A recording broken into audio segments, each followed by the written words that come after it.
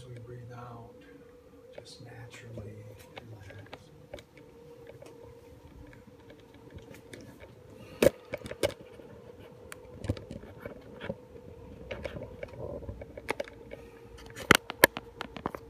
Breathing in, we're filled with life.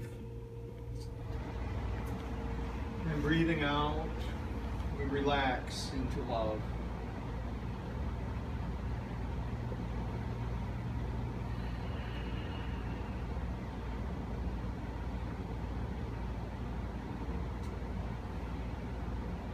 Say to yourself, I am giving. I am giving.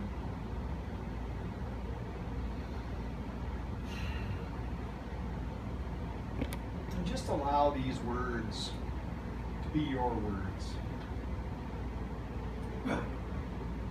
I am learning to give as I receive.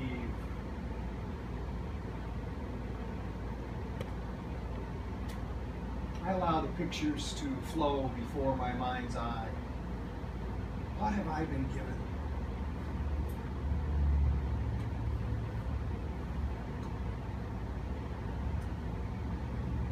Life, love, the essence of all things, the knowledge that I am a mind. I am a mind in the mind of God. I am purely mine, gifted with life and love, sinless forever. Fear has dropped away.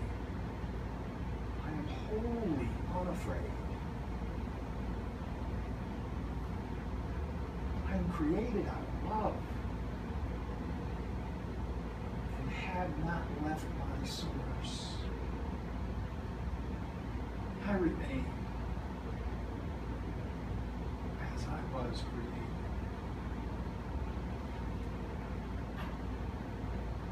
This is a gift of life, love, and the knowledge that I can never lose it.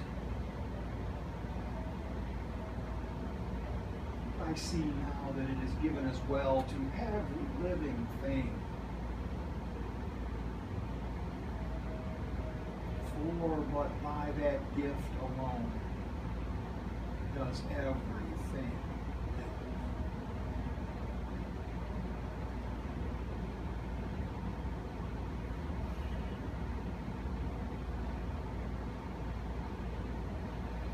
So today I give as I have received.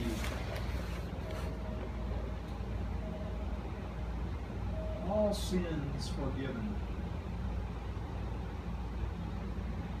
I forgive myself and I forgive all others who may have harmed me in any way whatsoever.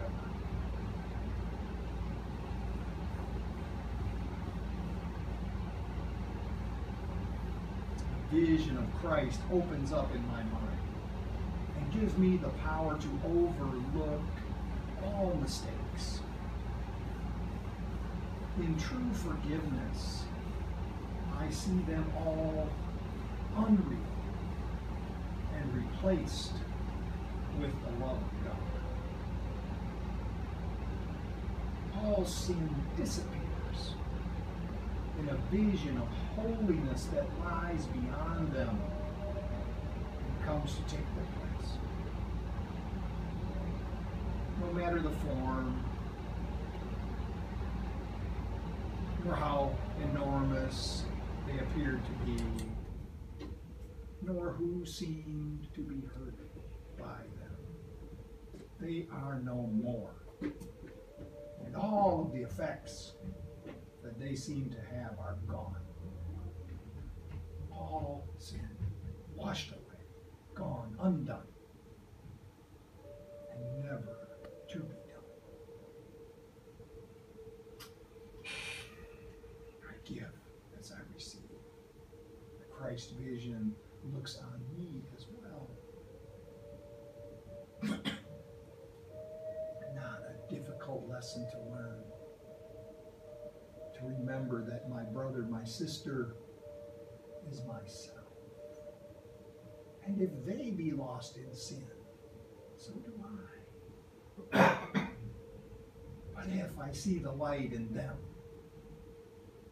then the light in me shines through all mistakes, all error, forgiven by myself. My love extends from God to all of life as I give, as I have received. Say amen and amen.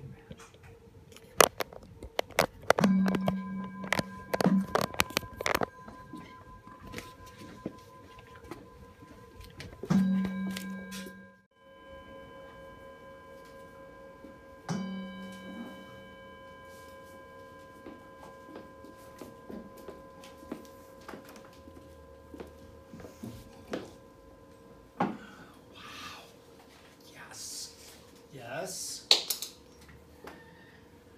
I know. Years ago, we bought a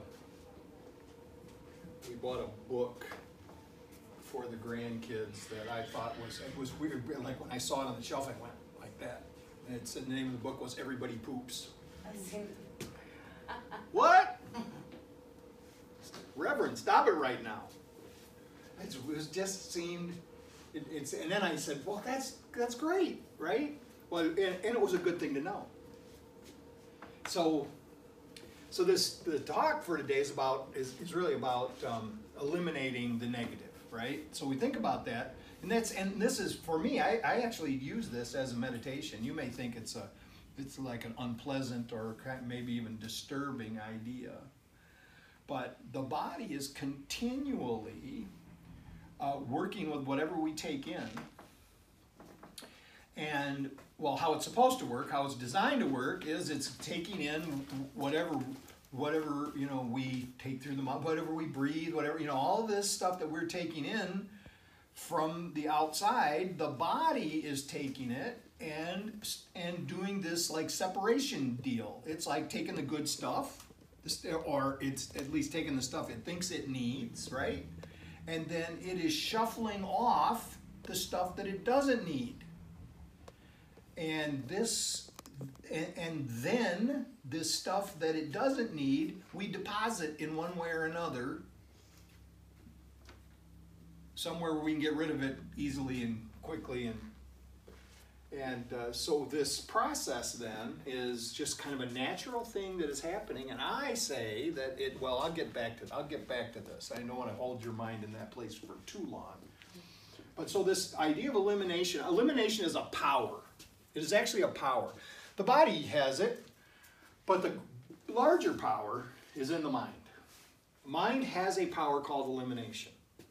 And it is the ability of the mind to sift through all of the things that come in and decide for itself what it needs, more often what it wants, forgetting what it needs, and then eliminating the rest, or at least, like pushing it into the background. And so we have this power of elimination. Charles Fillmore identified it years ago as this one of the 12 powers of man, and it also, all of these powers that were identified well before the 12 steps were written, all of these powers correspond to a step in the recovery programs, and this power of elimination corresponds with the 7th step. And it's actually our power of elimination is, what in regards to the step is whatever it is that we actually can do, right? And we find out that's in regards to character defects that sometimes seems to be very little that we can do on our own. So all of these powers, these powers of man, and we discussed this before, all these powers of man They're actually represented by colors. They're represented by different energy spots in the body. And this power of elimination, the color is russet. It is the power to release. It is the power to let go of things in the mind that are not good for us. As we know, the model is pretty clear that we know that if the body did not eliminate toxins, that we would be poisoned very quickly. And so it is in the mind. That when we hold on to these negative, really, when we think about the meditation that I just did, this whole idea of the meditation was to say, we are given life and love.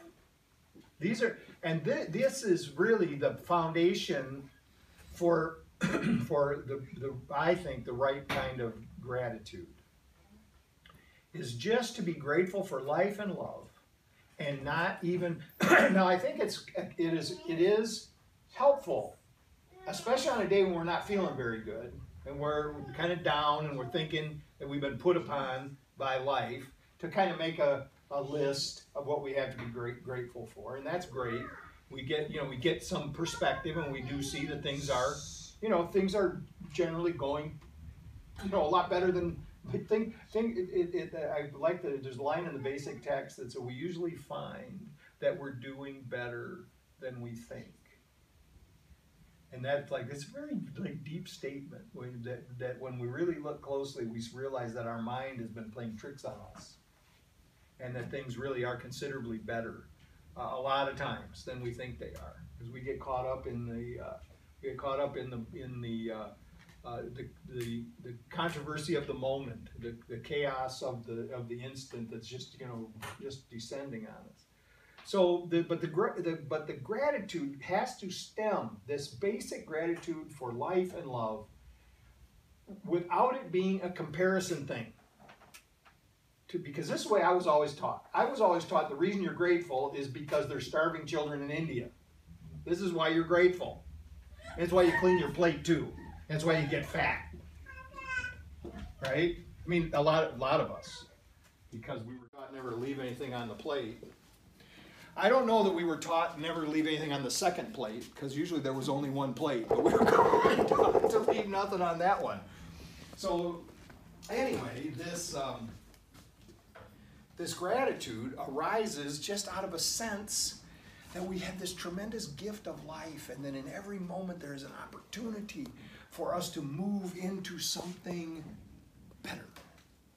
And when I say that, what I'm talking about, that when we get that sense of gratitude for life, and realizing that God's will is presenting us with an opportunity for good in every single moment. And so this is why we want to stay grateful, because the gratitude opens us up for the next thing that is about to happen, so that we can take advantage of the opportunity. What happens a lot of times is we are stuck in the negative event that just occurred a moment ago. It'd be really good if we just got stuck in the negative event that just occurred a moment ago, rather than being stuck in the negative event that occurred last week or years ago, because we're still using childhood trauma or bad things that happened to us in our life as reasons to not move forward into the good. Because, that I'm handicapped. You have no idea what I've gone through. I've been abused. I've been neglected. I've been abandoned. And you know what? All those things happened to me. And I'm okay. I was not okay with it until I kind of practiced what this meditation was about. I was not okay. My mind always went back to it. It was always the reason. These things from my childhood were always the reason why I wasn't successful. It was always the reason in the back of my mind why I was a dope fiend. It was always like it was the whole card that I could play. This is why I'm not responsible for all of these things that have happened to me. It's because of this mistreatment by others. So this forgiveness that we did in the meditation, that is part of this power of elimination. These things, these toxic events from the past have to be forgiven, and that is what allows them to be in their present. See, because if they're not forgiven, they're in a form that is poisonous to us. And that poison needs to be eliminated. And the poison is the acrimony. The poison is the judgment. The poison is the resentment. This has to be eliminated. Now, the problem is that I know it logically. I mean, a lot of times we can say, and we're going to talk more about forgiveness a couple weeks from now, but a lot of times we can say, well, that person doesn't deserve to be forgiven. And you know, it would almost be disrespectful to the other people that they harmed that I forgive them. Not even speaking about my own harm, but you know, it was really, that person should live in infamy, even if they're dead. We want to punish them, at least in our mind, right? But it's a toxin, and it keeps us locked into our suffering. And so, physical, mental, spiritual, this is our approach to our spiritual path. We do certain things physically, and in this particular power, we can see that this process is ongoing. And so if we have an illness, it could be a chronic illness, or it could be a passing illness. If we have an illness, we can instruct the body to eliminate the illness right along, and this is the meditation that I use. I see whatever it is that's causing me to be ill to pass right through my body with the rest of the toxins that are already leaving today. They're leaving anyway. And I see the pictures in my mind. I see, I'm saying, all these other toxins are leaving anyway. Why don't you go with them? You might have a good trip. And I just visualize it happening. It doesn't work all the time, but most of the time, the symptoms are alleviated, and I feel better. If we have a chronic illness, we do the same thing. We see whatever it is leaving with the waste. Just visualize it leaving with the waste. It passes the time on the toilet better than a newspaper, Glenn. All right. So, mentally, all of these voices in my head, and I actually thought for a long time. I mean, I knew some other people had a lot of voices in their head, or a lot of. When I say voices, I don't necessarily mean that they speak and it sounds like there's a different voice. I mean, they have flavors. These voices have flavors, and I thought that most people didn't have that going on. And those that did were I would consider them pretty disturbed, right?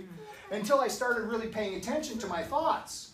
And when I started to really pay attention to my thoughts, then I realized that I'm getting conflicting messages in my mind from different parts of me. And those conflicting messages are like this. When I'm interacting with somebody, I find that I have one voice in my head that's expecting them to act in a certain way. I expect them to do things in a certain way. And if they don't, then I feel all of a sudden I take offense and I think that they have violated the contract. I have a voice in my head that when it sees someone else having good luck, good fortune, good things happening for them, and you hear this happen. Listen, if you're in a room full of people and you start discussing the success of someone or something that they did well, if you're in a room with enough people, someone in the room will have something bad to say about the person who you're talking about who's being, but you know, do you remember when, and I heard that they did, right? So, and what I'm saying is, I don't have to be in a room with a bunch of people. There's a voice in my head that is trying to lessen, to try to denigrate the accomplishment of this person. I'm trying to think of some reason to make, because why? Because I'm envious. I mean, that part of me is envious. So, I have a part of me that is continually dissatisfied with the condition of my life. And it's always saying, if only I had this or that or the other thing, then everything would be okay. This is a voice in me. It's the voice of covetousness, and it's disturbing. It's distracting, because what is it doing? It is actually contrary to gratitude, because I'm focused on what isn't instead of what is. And then, of course, what we find is there's right behind this voice that keeps saying that, there's another voice that as soon as I get the thing that I thought I wanted so badly, there's this other voice that says, well, that's not enough. Sometimes it waits for a couple minutes before it says it's not enough, right? Because this greed just keeps popping up, this emptiness. So then there's a voice in me that says, don't go to that meeting. There's a voice in me that says, don't go. Man, there's television on right now. Don't go visit your family members. Heck with that Thanksgiving dinner. Just don't. This morning the barometer went down a little bit because there was some rain happening, and when it was time to get up to go play racquetball, I wanted to pull the covers back up over my head and go back to sleep. This is the lazy voice, the inertia voice. Speaks to me. Turn over. Go back to sleep. It's okay. So,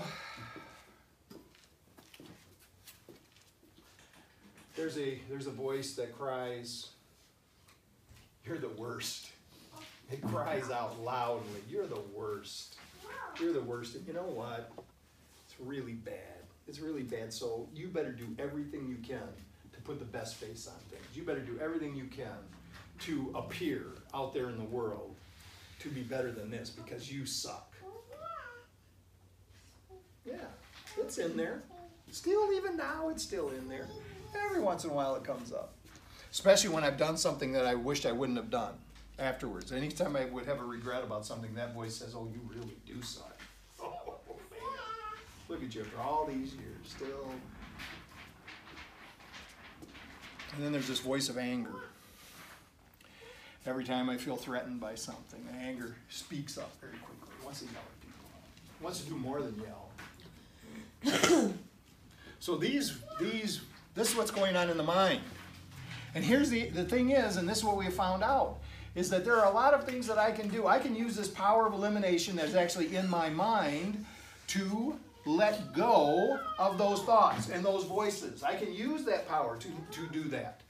The problem is, if I just try to do that as a mental exercise, even with the most sincere resolution, even with it's just heartfelt, and I really want to change these things, and I want these voices to start speaking words of love rather than words of fear and hate. Even with the most powerful motivation that I could generate in myself, it is not enough. Because my personality doesn't have the power to change itself.